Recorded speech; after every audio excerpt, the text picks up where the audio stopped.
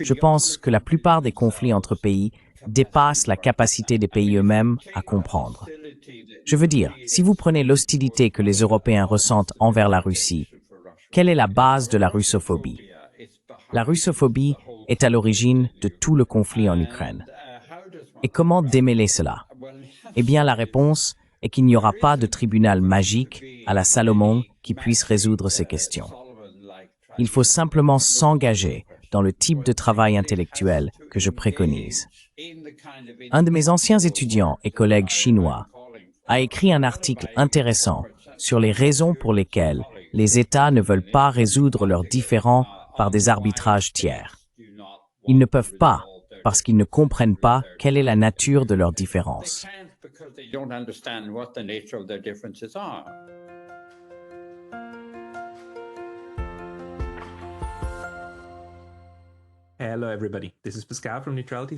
Bonjour à tous. Je suis Pascal de Neutrality Studies et aujourd'hui, je suis heureux de parler au Dr Anthony Carty. Le Dr Carty est professeur émérite à l'Institut de technologie de Pékin et il enseigne actuellement à la faculté de droit de l'Université de Pékin, qui lui a décerné le titre de conférencier étranger distingué. Anthony Carty a été professeur titulaire dans plusieurs universités occidentales, y compris l'Université de Derby, Westminster et Aberdeen. Il est l'auteur de nombreux livres sur le droit international, y compris l'œuvre magnifique « La philosophie du droit international ». Dr Carty, bienvenue. Dr. Carthy, welcome. Merci, merci. Et je suis heureux d'être ici. Eh bien, nous avons été en contact par email pendant un certain temps, et votre spécialité est le droit international et ses fondements. J'en ai déjà parlé sur cette chaîne et certaines personnes sont très critiques à ce sujet. Certaines personnes disent qu'actuellement, le droit international est en déclin. Comment voyez-vous cela? Pourriez-vous nous donner un aperçu de ce dans quoi vous vous êtes engagé? Ce qui a été le plus important pour vous dans la recherche sur le droit international? Pensez-vous que le droit international, actuellement dans cette configuration multipolaire, est en déclin ou est-ce simplement une mauvaise façon de voir son développement?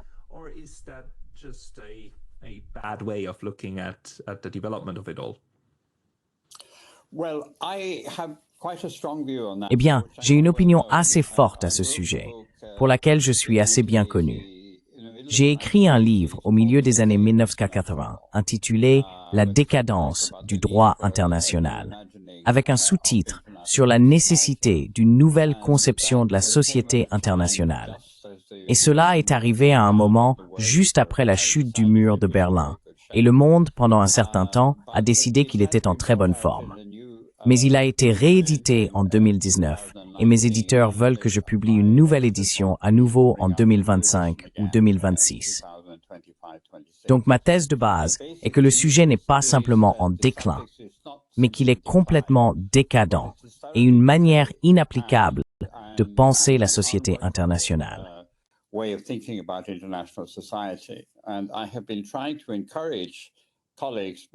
Et j'ai essayé d'encourager mes collègues avec ma philosophie du droit international en leur disant qu'ils doivent vraiment repenser les fondements mêmes et en faire une réflexion discursive sur les problèmes de la société internationale d'un point de vue normatif.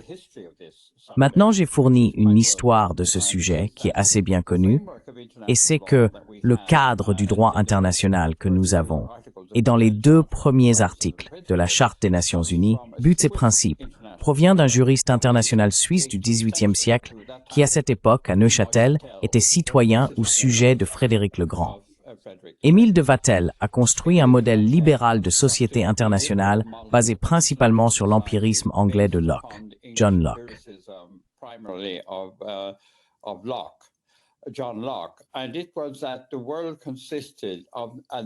Et c'était que le monde consistait en une communauté naturelle de nations et de sociétés égales, qui n'avaient pas d'État mondial ou d'autorité mondiale au-dessus d'elle.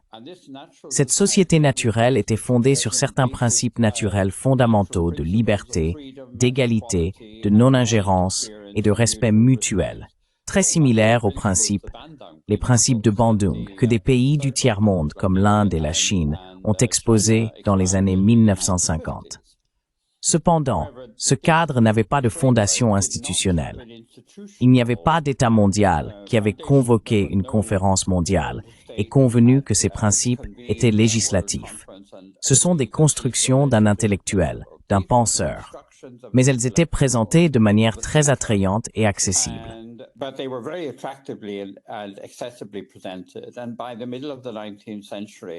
Et vers le milieu du XIXe siècle, tout au long des 100 ans après l'écriture de ce livre, il s'est répandu comme une traînée de poudre. Et chaque manuel de droit international répétait plus ou moins la sagesse de Vattel. Mais Vattel lui-même avait une fondation philosophique dans une sorte d'individualisme matérialiste. Vers le milieu et la fin du XIXe siècle, il y a eu ce qui est maintenant bien connu comme la professionnalisation de la soi-disant discipline du droit international. Les professeurs d'université ont décidé que tous les principes de base de son travail étaient désormais des principes juridiques acceptés par la pratique des États et qui pouvaient être enseignés comme des principes juridiques. En d'autres termes, régurgités, répétés de manière robotique par les institutions.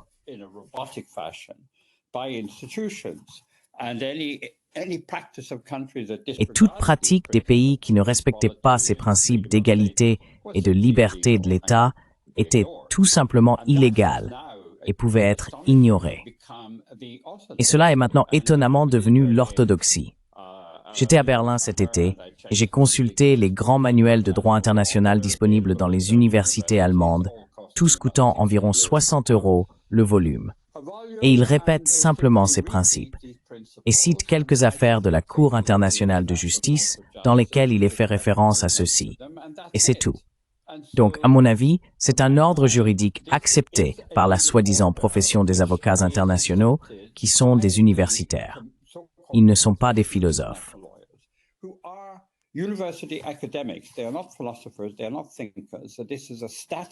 Ils ne sont pas des penseurs. Donc, c'est une loi statique, un système rigide de connaissances, qui est simplement répété sur la base d'une analyse approfondie de la Charte des Nations Unies. Les Allemands ont contribué avec un volume de 1200 pages, analysant la Charte de l'ONU comme s'il s'agissait du Code civil allemand. Et les Français ont fait quelque chose de similaire, tandis que les Américains l'ont complètement ignoré. Nous pourrons revenir aux Américains plus tard dans notre discussion. Ils sont quelque peu non conformistes à cet égard. Et ma préoccupation fondamentale concernant ce système de pensée est qu'il crée ce que les Allemands appellent une humeur de Rechtsverweigerung.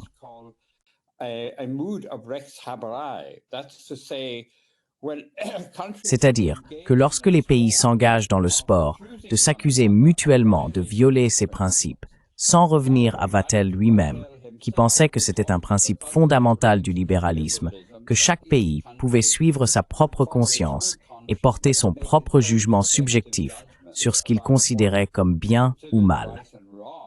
De manière très pluraliste, il considérait que si les pays n'étaient pas d'accord à ce sujet, il n'y avait pas d'autorité au-dessus d'eux et ils pouvaient simplement se battre.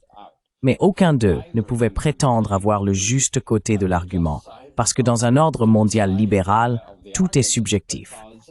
Ainsi, il était lui-même modéré et encourageait la modération.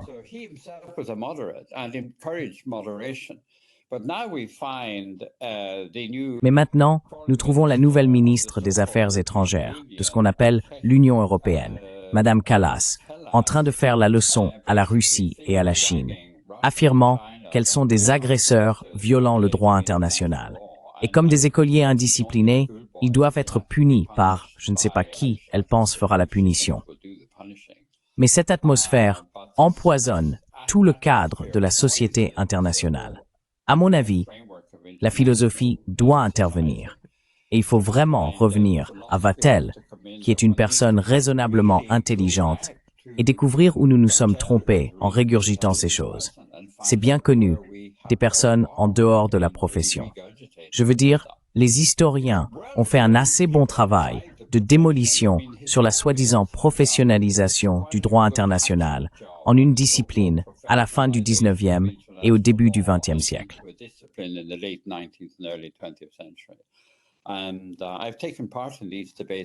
Et j'ai moi-même participé à ces débats et discussions. Mais je soulignerai fortement que la profession des avocats internationaux est un groupe agnostique de techniciens qui sont en fait assez à l'aise avec leurs petites connaissances. Vous trouverez des professeurs de droit international, comme un collègue à moi à Bruxelles, Emery Howard, qui écriront un livre de 900 pages exposant les 900 occasions où les États-Unis ont violé le droit international en se comportant de manière agressive envers d'autres pays. Et puis il devrait rentrer chez lui et se reposer en paix, pensant qu'il a résolu le problème.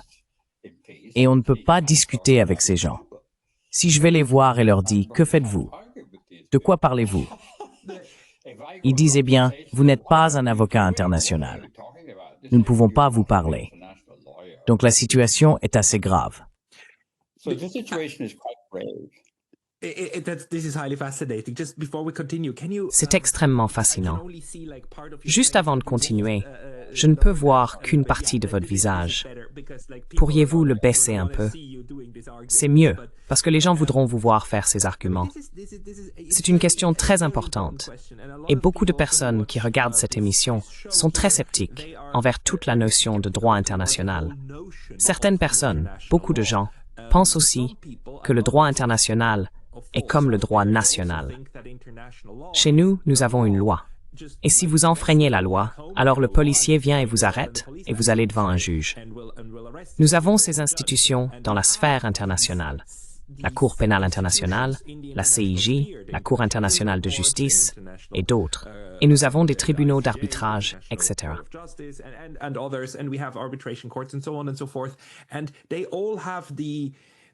Et ils ont tous l'apparence d'un tribunal local, comme si le droit international était le même que le droit local. Mais je pense que vous soulignez très justement qui procède aux arrestations. Je veux dire, qui fera la punition? Le problème est que nous n'avons pas l'équivalent au niveau international, n'est-ce pas? Donc, lorsque vous critiquez les juristes internationaux pour être trop dogmatiques sur la lettre de la loi, est-ce là que vous pensez qu'ils s'égarent en mettant trop d'efforts dans les détails minutieux, perdant de vue le fait que nous n'avons pas de policier international?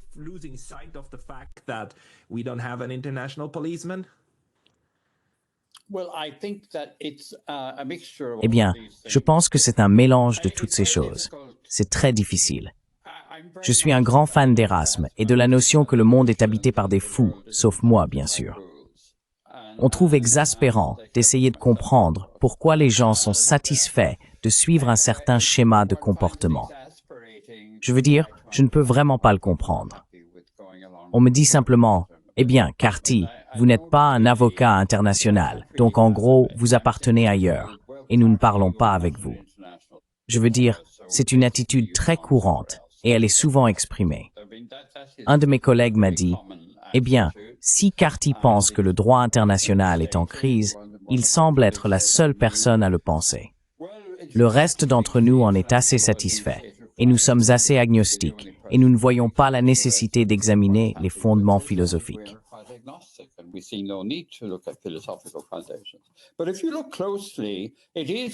Mais si vous regardez de près, c'est une question de projection et de fantasme. La Cour internationale de justice n'est pas une cour mondiale. C'est le principal organe judiciaire des Nations unies. Et cet organe judiciaire des Nations unies n'a pas de juridiction obligatoire sur autre chose que des questions liées au budget de l'Assemblée générale et des questions de ce type. Les questions qui lui sont soumises par l'Assemblée générale des Nations unies pour un avis consultatif, comme l'avis consultatif sur le statut de l'occupation israélienne de la Cisjordanie, n'ont, en termes strictement juridiques, aucune force. Ce sont simplement des avis. Et si vous regardez de près la Cour, elle est élue par des politiciens et la grande majorité des juges de la Cour internationale de justice ne sont pas des juristes internationaux et n'en savent pas plus à ce sujet que n'importe qui dans la rue.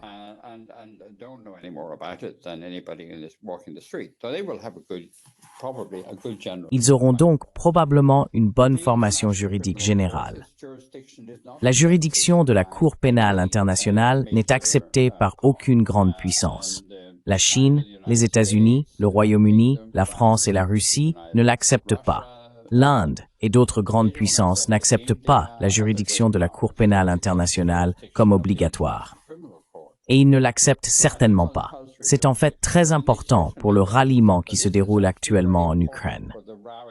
Les 5 grandes puissances, les soi-disant membres permanents du Conseil de sécurité, lors des délibérations sur le statut de la Cour pénale internationale et la définition de l'agression, ont insisté sur le fait que le concept d'agression n'est pas un concept juridique.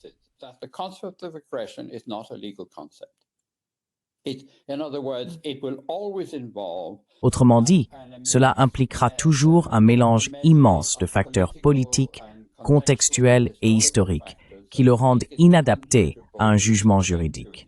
Cela est peut-être en contradiction avec la charte de Nuremberg, qui était très claire sur le fait que le régime nazi commettait une agression. Mais c'est leur position. Et donc, si l'on pointe du doigt la Russie maintenant, si des pays européens comme l'Allemagne, la France ou la Grande-Bretagne pointent du doigt la Russie et disent qu'elle est légalement un agresseur, ils contredisent leur propre position en matière de droit lorsqu'ils refusent d'accepter la juridiction de la Cour pénale internationale sur la question de déterminer quand un pays a commis une agression.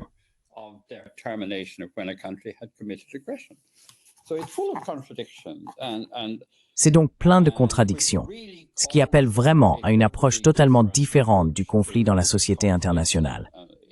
Je dirais donc qu'il y a un accord. Je suis très professeur ici. Il y a un accord parmi les universitaires.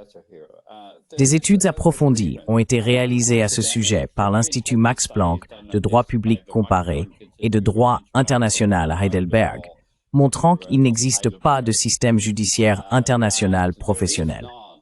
C'est également notoirement le cas avec les problèmes d'arbitrage international dans les affaires commerciales. Ce sont des domaines très incertains et controversés où de nombreuses grandes puissances n'acceptent pas le fonctionnement de ces tribunaux.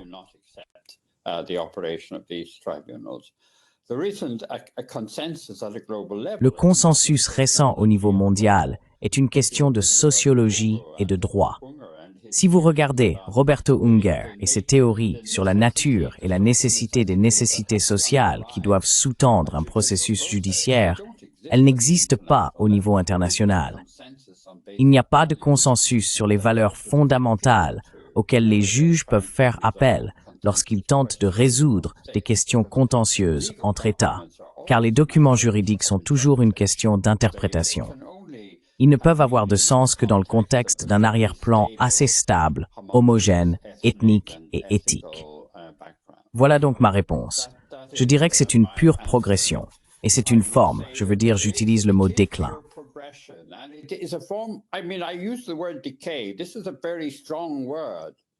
C'est un mot très fort. Je considère la profession d'avocats internationaux comme éthiquement et intellectuellement irresponsable, parce qu'ils ne s'engagent pas dans des questions politiques complexes. Ils diront que notre fonction est simplement d'interpréter et d'analyser les délibérations des tribunaux judiciaires. Et nous attendrons qu'un tribunal judiciaire intervienne et rende un jugement quelconque. Puis nous ferons un commentaire à ce sujet. En d'autres termes, il n'y a pas de responsabilité intellectuelle de la part de l'avocat international académique. Et la plupart des avocats internationaux qui sont professionnellement avocats internationaux sont des universitaires, des avocats de droit international public.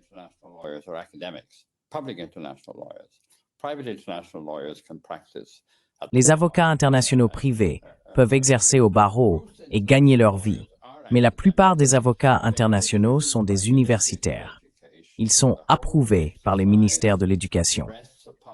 Tout l'exercice repose sur cette illusion que la matière a été professionnalisée à la fin du XIXe siècle, passant d'une discipline intellectuelle à un ordre juridique. Et donc c'est fondamentalement, comment dirais-je, je veux dire dégradé, je pense, est un bon terme. Dégradé signifie que vous avez un système de pensée où les gens ont cessé de réfléchir et se contentent maintenant de robotiser. Et pourquoi le font-ils? Eh bien, beaucoup a été écrit sur la façon dont les professionnels échappent à la responsabilité. Beaucoup a été écrit à ce sujet depuis les années 1920.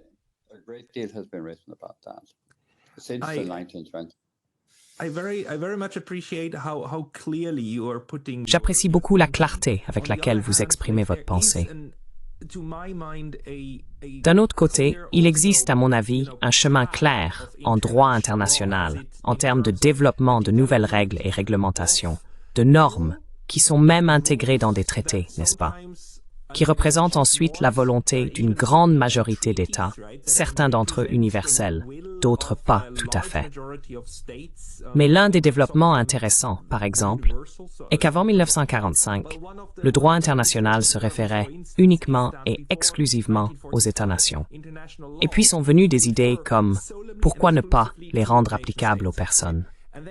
Along come ideas like how about we make them applicable to people, and on the one hand you had the Nuremberg tribunals and the Tokyo tribunals. D'une part, vous aviez les tribunaux de Nuremberg et le tribunal de Tokyo, et vous avez dit que les individus sont des sujets de droit international.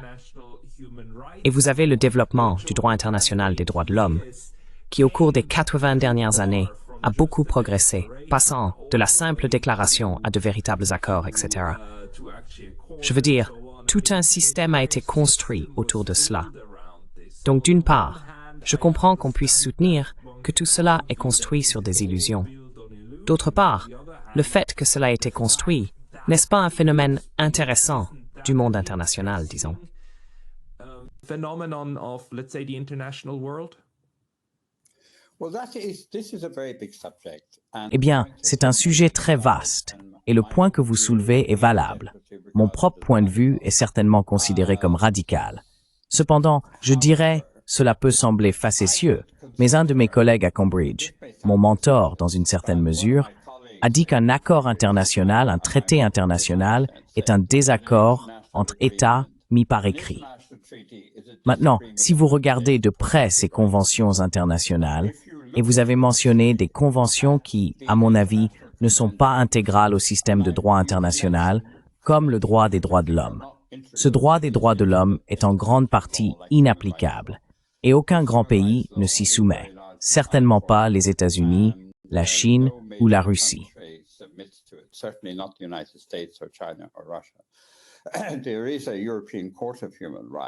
Il existe une Cour européenne des droits de l'homme, mais elle s'intéresse principalement aux questions de droits de l'homme qui concernent les sociétés industrielles très avancées, et non aux questions traditionnelles liées à la torture, au meurtre de masse, au génocide, etc. Mais si vous vous penchez sur les grands traités comme la Convention sur le droit de la mer, je pense que c'est un traité particulièrement important. J'ai constaté que je les aborde toujours avec humilité, en me disant « Eh bien, cette convention compte 300 articles et s'étend sur des centaines de pages. Il doit y avoir quelque chose dedans. Mais si vous examinez la convention de près, vous constaterez qu'il s'agit d'un désaccord entre États mis par écrit. »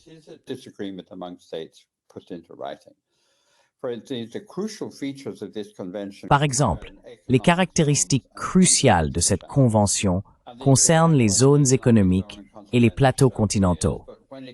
Elles définissent ce qu'est une zone économique et un plateau continental. Mais lorsqu'il s'agit de régler les frontières entre pays adjacents, là où les problèmes commencent, la Convention laisse simplement aux parties le soin de parvenir à un accord entre elles. En d'autres termes, l'ensemble n'est pas valable. Si vous prenez le principe fondamental qui est à la racine des problèmes en Ukraine et à Gaza, le problème fondamental est le droit à l'autodétermination des peuples.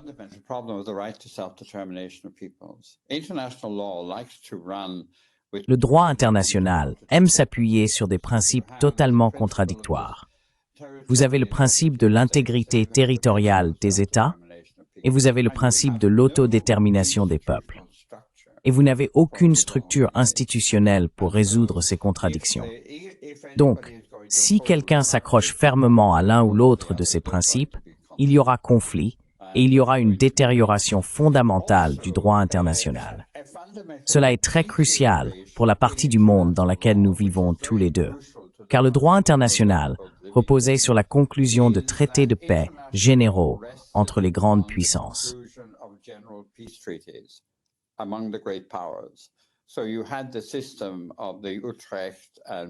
Ainsi, vous aviez le système d'Utrecht, de Vienne et de Versailles. Mais pour l'instant, le conflit qui a eu lieu entre le Japon, la Chine et les États-Unis reste non résolu. Toutes les questions territoriales concernant l'Asie de l'Est n'ont pas été résolues lors de la conférence de San Francisco, et elles constituent un vide. Il n'y a pas de réglementation du statut de Taïwan.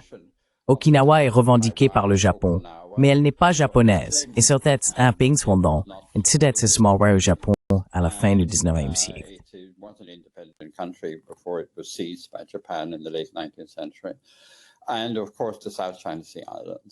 Et bien sûr, les îles de la mer de Chine méridionale. Et toutes les questions territoriales concernant la Corée, de la Corée jusqu'à l'Indonésie. Tout cela est non réglementé, car il n'existe pas de traité de paix légalement valide ou contraignant pour les parties. Donc Mertir insiste beaucoup sur le fait que c'est pourquoi ce vide juridique particulier est si fondamental et si important. Mais je soulignerai, je pense que la question la plus importante est celle du statut des États. Je veux dire, il y a beaucoup de discussions sur le droit d'Israël à exister, par exemple. J'ai moi-même écrit un article à ce sujet. Mais en fait, le droit international traite l'existence des États comme purement de facto.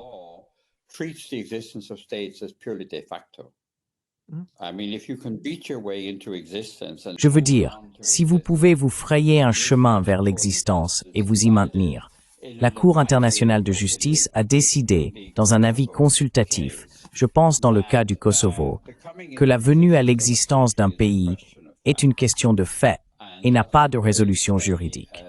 Ainsi, la Cour a effectivement, en 2009-2010, écouté les soumissions de plus de 100 pays sur le droit à l'autodétermination des peuples et sur son application au peuple du Kosovo, et comment il se rapportait au droit à l'autodétermination du peuple de Serbie, et est parvenu à la conclusion qu'il n'y avait pas de droit international sur ce sujet, et que l'existence ou non d'un État était une question de fait laissée à la reconnaissance des autres pays.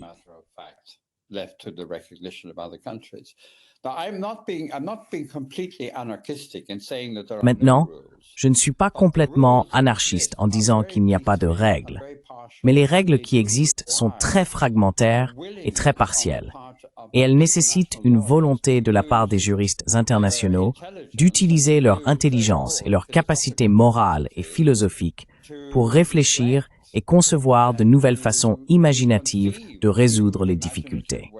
C'est donc formellement ma position. En pratique, j'essaie alors de développer cela en relation avec de nombreuses situations particulières. Et c'est un domaine immensément passionnant et complexe, mais ce n'est pas un domaine sur lequel les juristes internationaux ont quelque chose de très utile à dire. Et je peux continuer indéfiniment sur ce problème.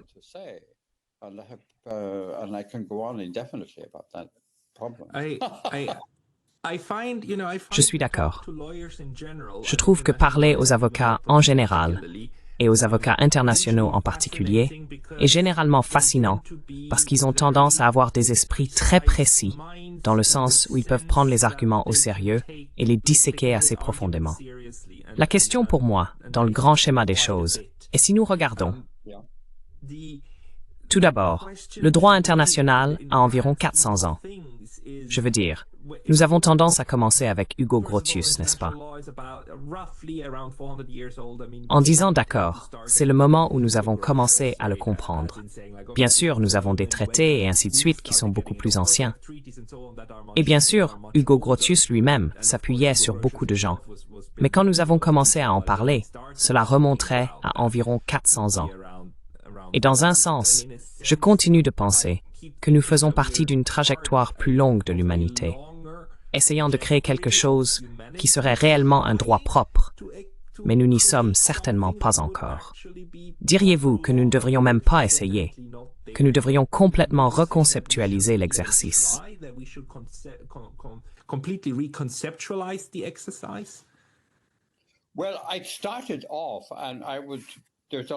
Eh bien, j'ai commencé, et il y a beaucoup de controverses sur le moment où cela a commencé. Quand je suis allé faire mon doctorat à Cambridge, et que j'ai dit que je voulais étudier Grotius, mon superviseur a dit non. Le cadre conceptuel avec lequel nous opérons commence avec cela. Mais il y a ceux, et je me joindrai à eux, qui croient que cela a commencé sous sa forme moderne, avec les scolastiques espagnols au XVIe siècle, qui ont développé tout un cadre théorique pour condamner la conquête espagnole des Amériques. Cela n'a pas conduit les Espagnols à quitter les Amériques, mais cela a fourni un cadre à partir duquel nous avons construit davantage.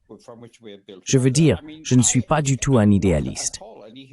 C'est une tradition qui remonte à la Rome et à la Grèce antique, d'un concept de droit.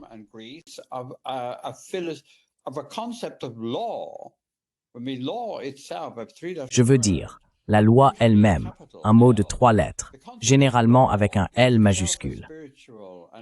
Le concept de loi est en soi un concept spirituel, intellectuel et éthique. La loi est définie par les juristes romains comme une relation juste entre les peuples. Elle fait inévitablement partie d'une compréhension naturelle de la manière dont les êtres humains se rapportent les uns aux autres, individuellement et à travers les communautés. Et la façon de penser, depuis l'époque de Grotius, je dirais depuis Vittoria et peut-être Gentili au XVIe siècle jusqu'à Pufendorf, puis au début du XIXe siècle, cela a été compris comme une sorte de loi naturelle, les êtres humains réfléchissant à ce qui est juste ou raisonnable dans leurs relations les uns avec les autres. Et ce qui est juste ou raisonnable est ce qu'ils doivent faire, car c'est ainsi qu'ils répondent à leur nature. Leur nature impose une obligation naturelle de se comporter de manière juste et raisonnable.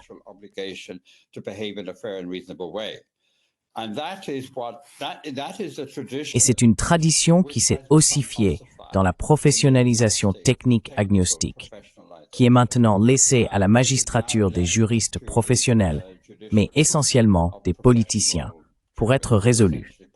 Et c'est pourquoi le sujet s'assèche, et c'est pourquoi j'insiste sur le concept de déclin.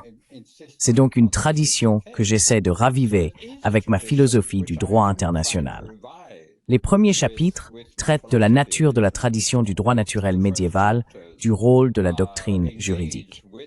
Et je finis à la fin de ce premier chapitre par réfléchir à des moyens de la raviver. J'ai publié un livre avec des collègues chinois. J'ai été en Chine. Vous n'avez pas mentionné que j'étais professeur de droit international à l'Université de Hong Kong de 2009 à 2016, puis à Tsinghua de 2017 à 2018. Of Hong Kong from 2009 to 2016, and then in Tsinghua from 17 to 15, from 15 to 17, and then I went on de 2015 à 2017, puis je suis allé à Pékin. J'ai écrit et édité un livre de 400 pages explorant les concepts de comportement juste et raisonnable, comme base des relations entre les communautés dans la tradition chinoise ancienne de Lao Tse et Confucius, en les contrastant avec les concepts médiévaux scolastiques et de Grotius de la raison. Je pense que ce sont les concepts de base qui ont du sens pour l'ensemble de la race humaine. J'insiste dans ma philosophie du droit international sur une expression très bien formulée par une philosophe française du droit, qui n'est pas juriste internationale, bien qu'elle ait écrit un livre intitulé « La philosophie du droit international », Agnès Leibovitz, selon laquelle le principe fondamental de la société internationale est que tous les êtres humains sont semblables et sont capables de se reconnaître comme étant semblables.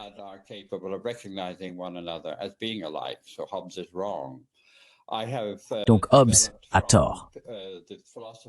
J'ai développé, à partir de la philosophie de Paul Ricoeur, une critique de l'amoralisme hobbésien. Le contractualisme juridique repose sur l'idée que l'on ne peut pas raisonner à partir de la nature des êtres humains pour déterminer ce qui est juste dans leurs relations mutuelles. On ne peut se fier qu'à ce qu'ils ont convenu par volonté dans un contrat. C'est le contractualisme hobbésien. Je m'oppose à cela avec la phénoménologie de Paul Ricoeur, selon laquelle on peut reconnaître dans l'humanité des autres ce qui constitue une base raisonnable pour réguler les relations entre eux. Et la base pour développer cela ne peut être que ce que la diplomatie chinoise appelle inlassablement négociation sans fin, dialogue sans fin et réflexion. Endless dialogue and reflection.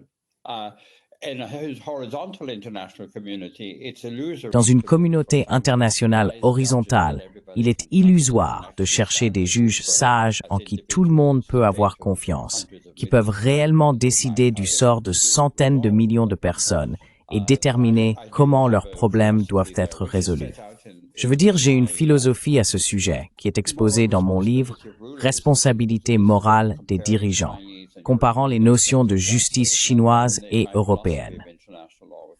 Et puis, ma philosophie du droit international, qui a connu 2 éditions, retrace l'effondrement de cette tradition du droit naturel en Europe depuis la fin du XIXe siècle et la nécessité de la raviver. Je veux dire, le droit naturel en tant que moyen de philosopher sur la société mondiale est extrêmement démodé à une époque de jeu de langage wittgensteinien, de positivisme logique et de théorie émotive de la valeur.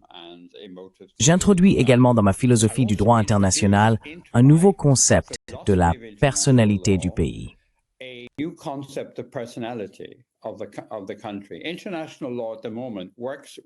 Le droit international fonctionne actuellement avec une sorte de fédéralisme mondial qui définit l'État comme une corporation ayant certains pouvoirs, comme une entreprise, qui lui sont attribués par une organisation mondiale imaginaire, une hiérarchie mondiale imaginaire. Je remplace cela par la reconnaissance que la communauté mondiale se compose de 180 ou 190 communautés nationales différentes, avec des histoires très tortueuses et très complexes. Elles doivent être comprises contextuellement dans leurs relations les unes avec les autres et doivent également être comprises psychanalytiquement, car, en tant qu'entité collective, elles sont souvent pathologiques dans leurs relations et dans leur traitement les unes envers les autres. Donc, fondamentalement, je suis très loin d'être nihiliste ici.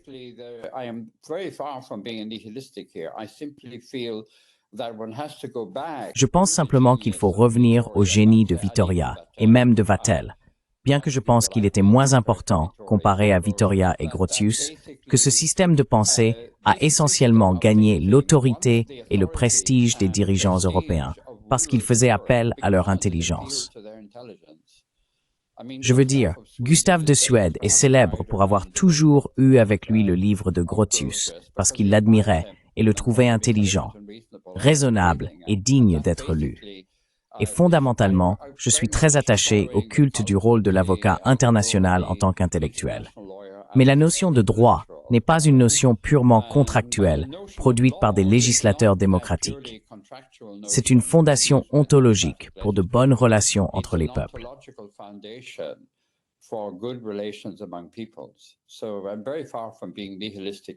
Je suis donc très loin d'être nihiliste moi-même. Mais cela doit être ressuscité d'un professionnalisme desséché que je considère comme décadent parce qu'il est vraiment assez paresseux. Je veux dire, ces manuels allemands qui coûtent 60 € ne sont que des répétitions et des dérives de ce qu'ils ont appris de leurs professeurs et de ce que leurs professeurs ont appris avant eux. Il n'y a vraiment rien d'intelligent à dire ou rien de civil ou de poli à dire sur cet exercice. J'avais l'habitude d'en plaisanter. Un professeur plaisantait avec moi à ce sujet à Cambridge.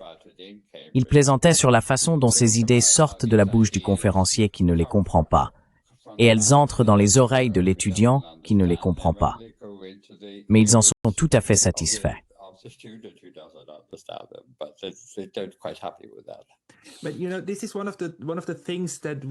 Mais vous savez, c'est l'une des choses avec lesquelles nous luttons, parce que la façon dont nous percevons le monde, et par nous, je veux dire, en général le public, en grandissant, en vieillissant, nous avons d'abord, en tant qu'enfants, cette idée que tout est gravé dans le marbre, n'est-ce pas?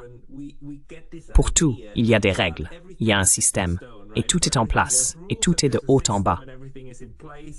Et en grandissant, nous comprenons, oh non, ce n'est pas comme ça. C'est très négociable. Mais certaines choses sont encore gravées dans le marbre.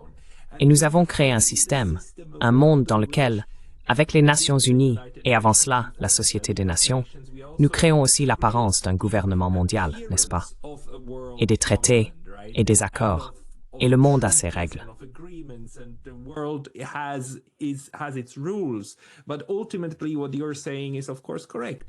Mais en fin de compte, ce que vous dites est bien sûr correct. C'est un processus de négociation et de renégociation de la manière dont nous vivons ensemble, car nous sommes finalement une planète de 8 milliards de personnes qui doit s'auto-organiser. Et cette organisation, naturellement, comme on pourrait s'y attendre, doit d'une manière ou d'une autre s'adapter aux nouvelles circonstances. Comment pensez-vous que cela va continuer? Surtout maintenant que le monde est plus pluraliste dans cette configuration multipolaire, où nous avons maintenant une Chine beaucoup plus importante qu'auparavant, avec le poids politique qu'elle a dans les affaires mondiales, et la Russie qui a de nouveau établi son poids dans les affaires mondiales, et l'Asie du Sud-Est qui établit son poids dans l'économie. Comment voyez-vous le système lui-même progresser?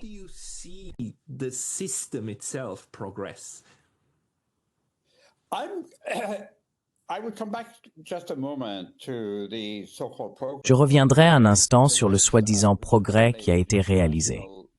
L'Occident, qui a dominé la société internationale après 1945, a promu l'idée des droits de l'homme individuels. Et il y a eu toute une série de conventions sur les droits de l'homme. Mais aucune d'entre elles n'est contraignante, et elles servent une sorte de fonction idéologique. Leur signification est très ambiguë et contestée. C'est bien sûr un conflit considérable en ce moment entre la Russie et la communauté européenne. Bien sûr, la Russie a été expulsée du Conseil de l'Europe. Mais je dirais qu'il y a certainement un problème très sérieux ici.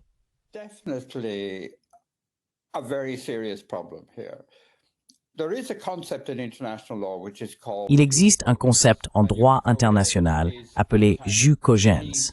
Et jus cogens est une sorte de croyance selon laquelle il existe certains, pour revenir à ce que vous dites, il existe certains principes fondamentaux auxquels on ne peut déroger et qui sont absolument évidents et fondamentaux.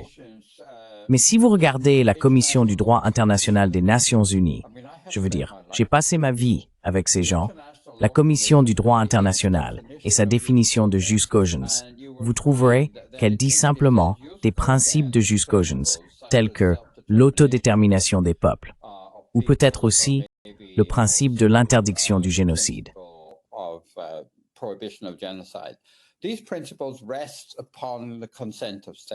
Ces principes reposent sur le consentement des États.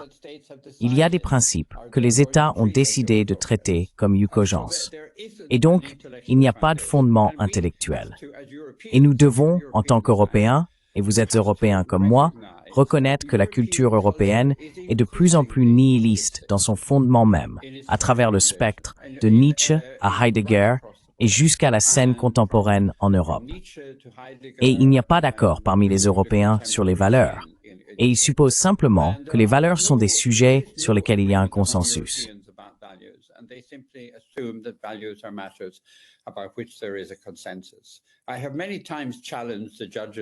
J'ai souvent défié les juges de la Cour européenne des droits de l'homme lors de débats publics de m'expliquer comment ils prennent des décisions sur ce que signifie la Convention européenne des droits de l'homme.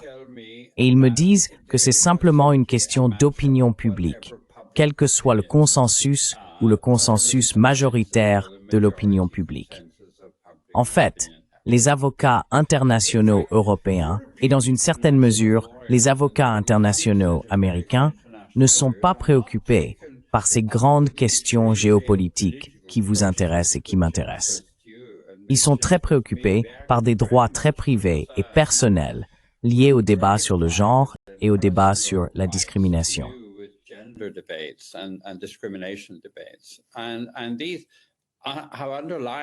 Et ceux-ci ont des tendances sous-jacentes, je pense, nihilistes. Maintenant, pour revenir à votre question, je vois de l'espoir en dehors de l'Europe, en Asie, c'est pourquoi je suis ici et pourquoi j'enseigne à l'Université de Pékin. Ce qui, je veux dire, est un choix. Je vois la Chine comme une grande puissance stabilisatrice dans la société internationale, construisant des alliances prudentes, enfin pas des alliances, des partenariats. Elle veille soigneusement à exclure la notion d'une alliance de type OTAN avec la Russie avec l'Organisation de coopération de Shanghai, en renforçant les relations avec l'Inde, avec les pays du Moyen-Orient, avec l'Iran et l'Arabie saoudite, et en renforçant les relations avec l'Asie du Sud-Est, avec les BRICS, avec le Brésil, avec les pays d'Amérique latine et d'Afrique.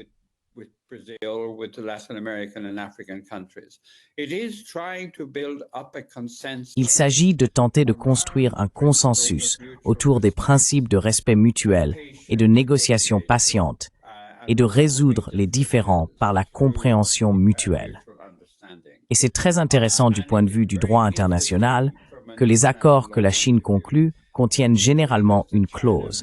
Ils sont rédigés pour ressembler à des traités, mais ils contiennent une clause stipulant que le droit international ne s'appliquera pas, et ils évitent de manière assez emphatique le concept positiviste classique européen de la manière de garantir la certitude dans les relations. La certitude dans les relations, et cela revient à ma propre vision de la nature de la personnalité juridique et de ce que les étudiants dans les universités devraient étudier lorsqu'ils se penchent sur la question de ce qu'est un État ou ce qu'est une communauté.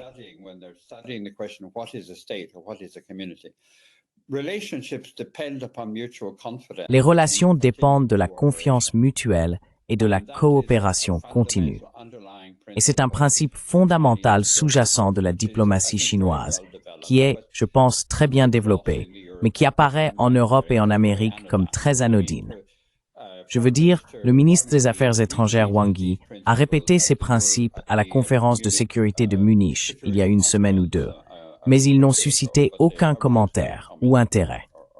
Donc, je suis assez confiant qu'il y a une étude alternative croissante sur la façon dont la société internationale devrait être constituée. Et mes amis et collègues chinois me disent que les difficultés avec l'Europe et l'Amérique sont quelque chose qu'il vaut mieux ne pas confronter directement, mais simplement à travers une tentative de fournir des preuves d'une voie de développement alternative.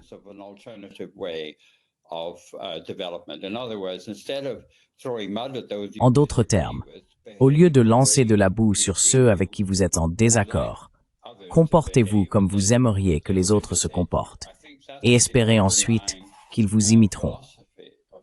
Je pense que c'est la philosophie sous-jacente de la Chine. Si nous venons en Europe et en Amérique, je pense que l'on a affaire à deux entités qui, de différentes manières, sont assez pathologiques. L'Europe, parce qu'elle est fondamentalement légaliste dans ses valeurs, et les États-Unis, parce qu'ils n'acceptent aucune notion d'égalité des États dans la communauté internationale.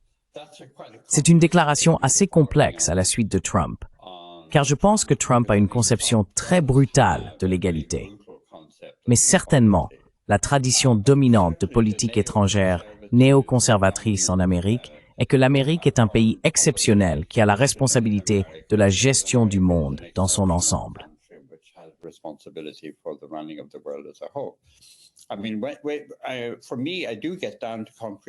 Pour moi, je m'attache aux détails concrets. Je crois qu'il fait partie de la responsabilité morale des avocats internationaux et des intellectuels de s'engager avec des problèmes vraiment concrets comme Gaza, l'Ukraine et bien d'autres, et non pas simplement attendre qu'un tribunal rende un jugement à ce sujet pour ensuite commenter ce jugement. Je sens qu'il y a un certain mouvement parmi mes collègues, étant donné l'intensité des conflits récents en Ukraine et à Gaza. J'étais de retour en Europe cet été, et j'ai été surpris de constater que certains collègues qui aiment beaucoup rester neutres estiment que ce n'est pas une option, vu la gravité du conflit au Moyen-Orient.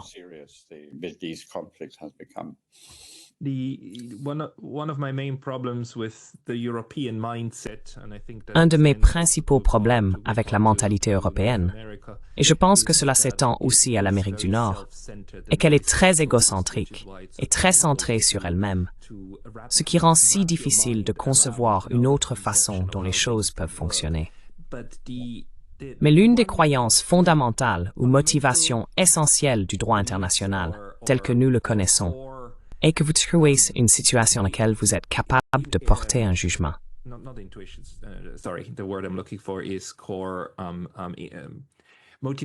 core motivations of international law, the way that we know it, is that you create a situation in which you are able to pass a judgment. So that you create a situation, also arbitration. Donc, vous créez une situation, également avec des tribunaux d'arbitrage, n'est-ce pas? Ils sont conçus de manière à créer un système où à la fin vous dites « D'accord, très bien, nous acceptons le fait que nous avons des désaccords, et lorsque c'est le cas, nous les portons devant un tribunal, devant un tiers, et ensuite nous obtenons un jugement basé sur un raisonnement logique, basé sur certains principes et idées de fonctionnement. En fin de compte, une partie ou les deux parties peuvent finir par être mécontentes, mais au moins nous avons une résolution du conflit. C'est l'idée.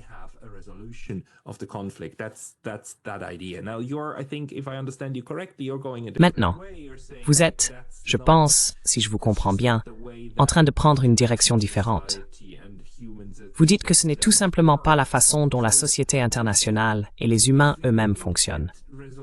Donc, si nous n'obtenons pas de résolution par des jugements ou des décisions, par le raisonnement, si nous les obtenons par un autre mécanisme, quelle serait la manière de structurer le système international pour que nous puissions nous éloigner de l'utilisation de la violence de masse comme mécanisme de résolution et utiliser quelque chose d'un peu plus civilisé?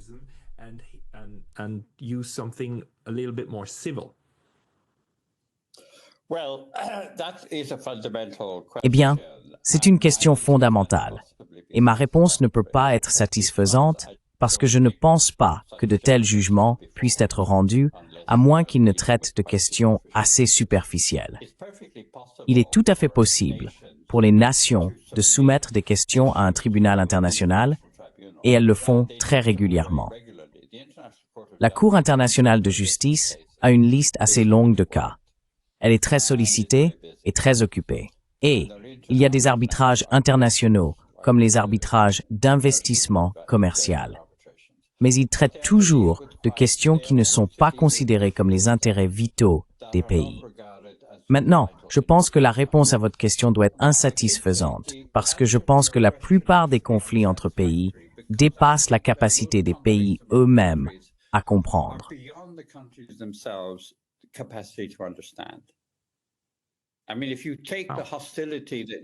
Je veux dire, si vous prenez l'hostilité que les Européens ressentent envers la Russie, il y a de nombreux livres épais écrits à ce sujet. Pourquoi? Quelle est la base de la russophobie?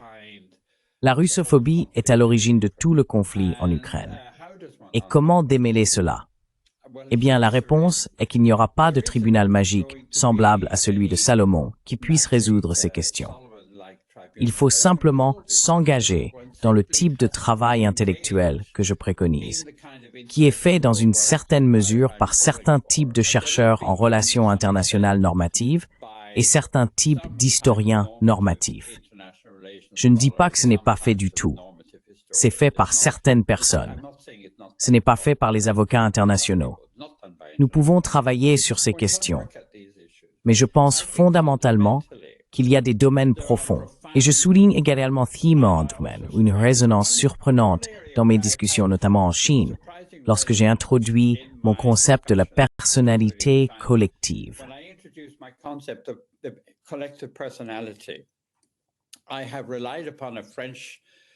Je me suis appuyé sur une psychanalyste et philosophe française, une philosophe phénoménologique et psychanalyste appelée Cynthia Fleury. Elle est professeure dans une université à Paris et elle est également psychanalyste clinicienne, se concentrant sur la nature de la pathologie collective et la compréhension du rôle du ressentiment, le ressentiment contre un échec de reconnaissance et un échec de respect, et comment cela produit des conflits intenses dans les relations internationales. Bien sûr, elle réfléchit dans le contexte de l'Afrique et du Nigeria, et elle s'inspire beaucoup de Frantz Fanon, les damnés de la terre, et ainsi de suite, qui était également psychanalyste ainsi que philosophe à Paris dans les années 1950. Et bien sûr, les relations entre la France, je vis à Paris et Berlin quand je suis en Europe. Paris, Berlin et Londres.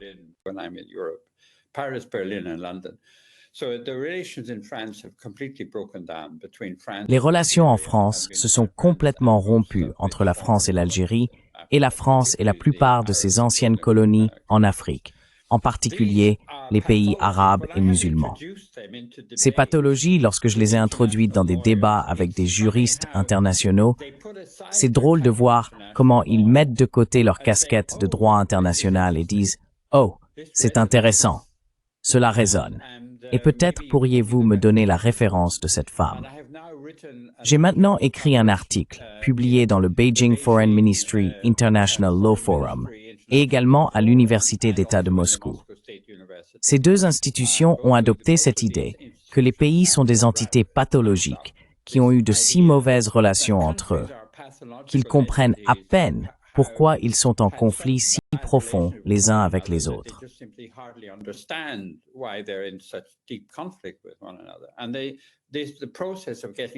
Et le processus pour aller au fond de cela est quelque chose qui prend du temps et de la patience pour essayer de démêler.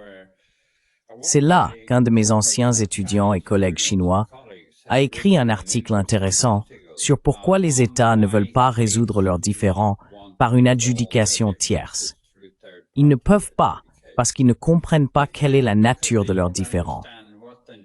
Je veux dire, si vous demandez aux Japonais pourquoi ils sont si préoccupés par la Chine, ils ne le mentionneront pas, parce qu'ils pensent que les Chinois veulent se venger de Nankin et de diverses autres atrocités.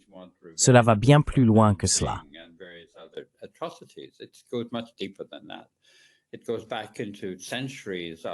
Cela remonte à des siècles d'anxiété, à l'idée d'être submergé par cet énorme voisin, et ainsi de suite. Donc fondamentalement, les problèmes sont, comme Morgenthau était l'une des personnes qui ont discrédité et démoli la crédibilité du droit international en tant que discipline académique aux États-Unis. Et il n'est pas pris suffisamment au sérieux. Hans Morgenthau a obtenu un diplôme de droit à Francfort, une maîtrise en droit à Francfort, et son doctorat sous la direction de Kelsen en droit international à Genève. J'ai lu ces thèses en français et en allemand, et elles sont une explication détaillée de pourquoi la vie est trop compliquée pour que les juristes internationaux puissent comprendre.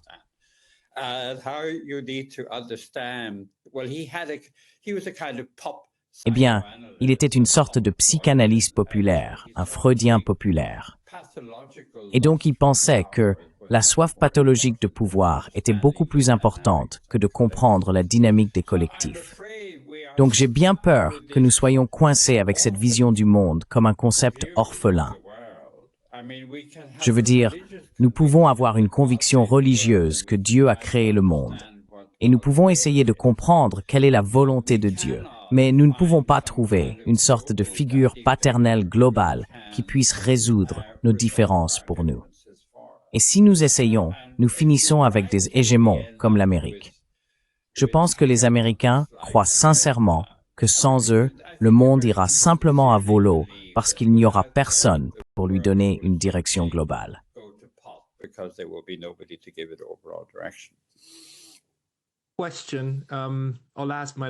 Question. Je vais poser ma dernière question, parce que je trouve cela extrêmement fascinant. Si, hypothétiquement, demain 8 milliards de personnes sur cette planète, tous les 8 milliards, se réveillaient avec la même croyance dans les mêmes, disons, 1000 pages de droit international, si tout le monde partageait la même croyance sur le droit comme une croyance, presque comme une croyance religieuse, cela résoudrait-il le problème? Ou bien, la structure du système, notre façon d'interagir, nous empêcherait-elle toujours d'arriver à une résolution?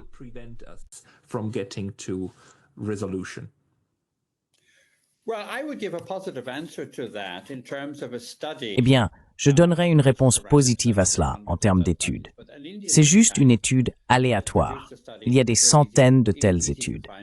Elle a produit une étude très facile à trouver sur Internet, appelée hyper-impérialisme. Elle contraste la militarisation progressive des relations internationales par l'OTAN avec les initiatives chinoises à travers les Amis des Nations Unies, à travers les BRICS, à travers la Ceinture et la Route et d'autres organisations que j'ai déjà mentionnées. Je pense que mon espoir est que la Chine tente d'encourager ce genre de respect mutuel et de confiance parmi les peuples du monde entier, ce qui pourrait progressivement produire un consensus stable. which could gradually produce a stable consensus. I mean, I was at a conference. Je veux dire, j'étais à une conférence des académies militaires à Pékin en septembre, où un délégué mexicain a dit que nous pouvions regarder vers la Chine dans une certaine mesure. Wang Yi disait la même chose à la conférence de Munich, pour une sorte d'influence stabilisatrice émotionnellement mature, dans laquelle les gens peuvent se calmer et parvenir à un certain consensus. Maintenant, quelle forme institutionnelle cela prendrait? Il n'y a pas d'objection théorique à la condition d'avoir un État mondial. Selon Roberto Unger, le philosophe juridique brésilien à Harvard, il a exposé quelles sont les conditions. Qu'il y ait une homogénéité relative dans la communauté internationale sur les valeurs de base, ce qui philosophiquement, puisque je pense que nous sommes tous à peu près les mêmes, il n'y a pas d'objection théorique à ce développement.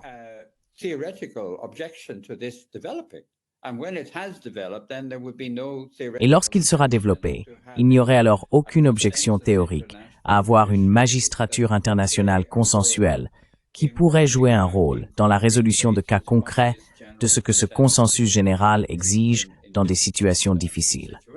C'est un objectif qui, si nous pouvons traverser le tumulte actuel, et bien sûr, le principal danger est la course aux armements nucléaires entre un petit nombre de superpuissances.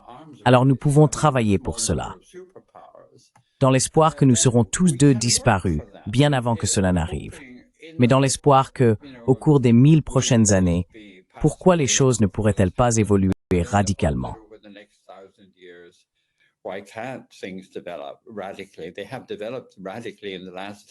Ils se sont développés radicalement au cours des 200 à 300 dernières années à mesure que le monde s'est mondialisé. C'est simplement, je dirais, en le regardant positivement, que nous sommes dans une sorte de douleur de naissance d'un ordre mondial possible, qui, je pense, émerge de l'Asie de l'Est et qui progressivement, espérons-le, produira une influence stabilisatrice en Europe et éventuellement en Amérique. Bien que nous n'ayons pas beaucoup parlé de l'Amérique, je pense qu'il y a des aspects positifs dans les développements récents en Amérique. Ils ne sont pas entièrement négatifs.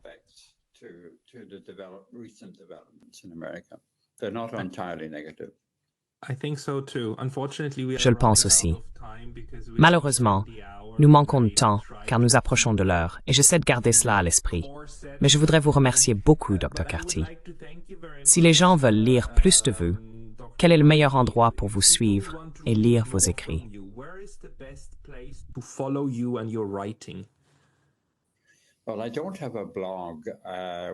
Eh bien, je n'ai pas de blog, ce que je suppose que je devrais avoir.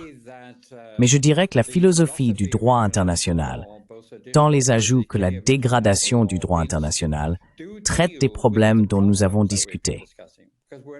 Pour moi, le problème que je dois affronter est de convaincre les gens qu'il y a un problème. Je veux dire, mes collègues disent « Eh bien, j'ai le problème ». Ils plaisantent. « Eh bien, Carty est décadent. » Évidemment, Carty est en crise, mais le reste d'entre nous est assez heureux. Donc, pour moi, intellectuellement, j'essaie de faire face à convaincre les gens qu'il y a un problème à aborder. Et donc, ces livres sont bien suffisants. Mais je publie beaucoup d'articles et les gens peuvent avoir ma page web ou peuvent avoir mon email et entrer en contact. Je veux dire, je griffonne tout le temps. Et je suppose que je devrais les avoir tous sur une sorte de « Je suis membre d'academia.edu », cet American Citation Index, et beaucoup de mes articles y apparaissent. D'accord, tout le monde? Okay, everybody, if you're interested in Dr. Carty. Tout le monde, si vous êtes intéressé par les travaux du Dr. Carty, cherchez-le simplement sur Google et vous trouverez beaucoup de choses sous son nom, ainsi que sur academia.edu. N'hésitez pas à le contacter ou à me contacter si vous souhaitez en savoir plus. Dr. Carty, je suis d'accord avec vous. Il y a un problème, et j'ai l'intuition qu'une majorité de mes spectateurs ici sur YouTube sera d'accord avec vous. Il y a un problème. J'ai donc hâte de continuer à travailler sur la résolution du problème et à définir le problème. Eh bien, merci de m'avoir donné la parole et de m'avoir permis de m'exprimer. J'ai beaucoup apprécié. J'espère que cela a été utile. Alors, merci. Thank you. Merci. À la scène. No. Au revoir.